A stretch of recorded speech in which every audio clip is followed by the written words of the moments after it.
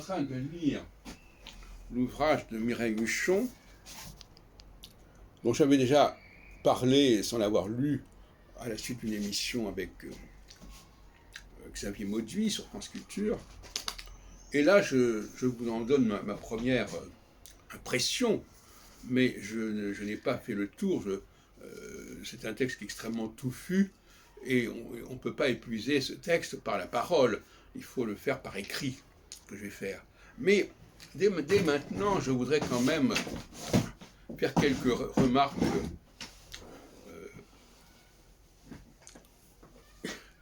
L'auteur semble vouloir indiquer que l'émergence de certains documents conduit à modifier et enrichir notre compréhension des phénomènes Nostradamus ou des phénomènes des centuries. Alors, je trouve que c'est un bluff. La parution, il y a déjà une vingtaine d'années, puisque ça a été publié au Seuil en partie, du recueil des présages prosaïques, qu'est-ce qu'elle en a tiré comme information? Voilà la question qui se pose.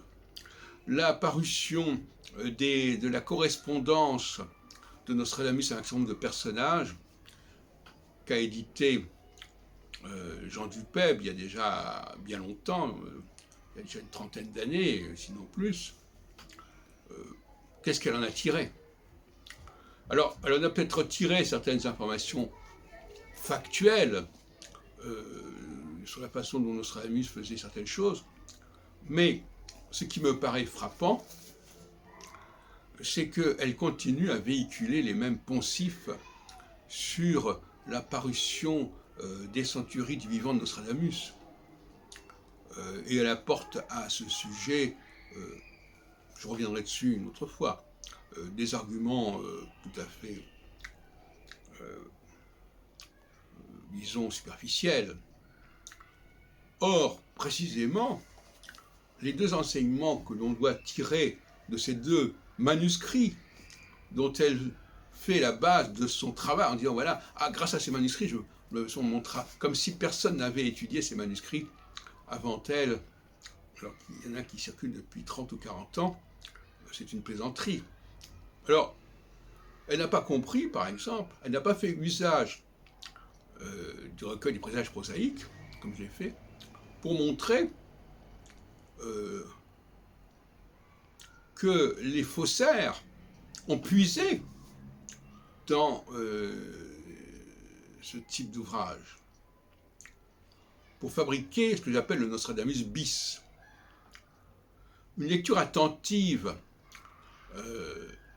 notamment du recueil des présages prosaïques pour les années 1554-1556, lui aurait expliqué que la préface à César est parue probablement dans ce cadre-là. Il se trouve que le recueil des présages prosaïques ne comporte pas les épîtres. Voilà. Alors donc, par conséquent, il est incomplet. Mais il y a des passages, puisqu'il y a une critique notamment de Antoine Couillard du Pavillon de 1556 sur cette préface à César qui ouvre un ouvrage. Alors il est facile de croire que cet ouvrage, ce sont les centuries. Mais en réalité, ce n'est pas les centuries. C'est une préface qui a été faite pour ouvrir, pour annoncer un almanach. Et dans cet almanach, on voit des éléments qui se retrouvent dans la satire, le pastiche de Couillard.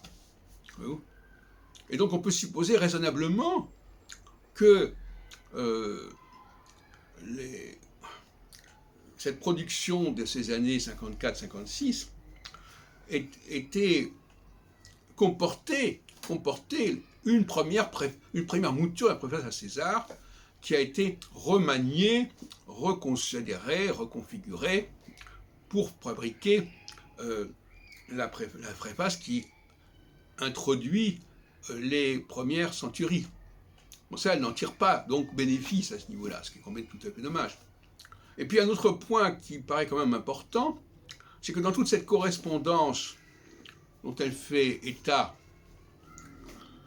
et qui est déjà connue depuis pas mal d'années, elle ne tire pas de conclusion sur le fait que cette correspondance ne fait absolument pas allusion aux centuries. C'était peut-être pas le sujet de la correspondance, mais enfin, tout de même, il y a une absence comme ça flagrante. Voilà. Alors, je n'irai pas plus loin dans tout ça. Je vous réserve la suite pour un développement plus pointu. Mais ce qui m'a énervé, c'est de laisser croire